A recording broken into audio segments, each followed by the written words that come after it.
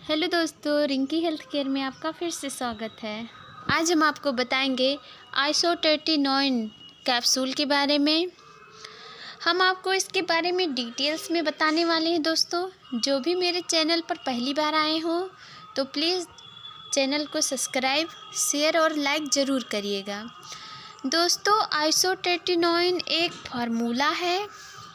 हम आपको बताएंगे ये कौन कौन सी चीज़ों में यूज कर सकते हैं। फ्रेंड, जो आपके चेहरे पर काले दाग या पिंपल, मुहासे या कई दिनों वाले दाग हैं जो जाते नहीं हैं चेहरे से, दोस्तों ये जानिए कि जिस वजह से पिंपल निकल रहे हैं, ये दवा उस वजह को ठीक करता है।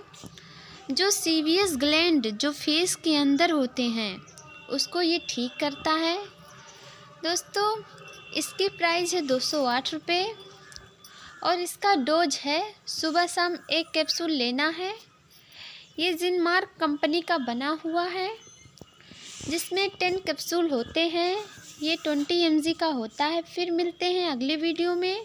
दोस्तों, मेरे चैनल को लाइक और शेयर ज़रूर करिएगा। और ये दवा आपके लिए बहुत बेस्ट है। अगर जो आपके चेहरे पर पिंपल्स हो तो इस दवा का ज़रूर यूज करिए, आपको बहुत फ़ायदा मिलेगा। आपके पिंपल्स बिल्कुल ठीक हो जाएंगे और फिर आएंगे ही नहीं। थैंक यू, धन्यवाद।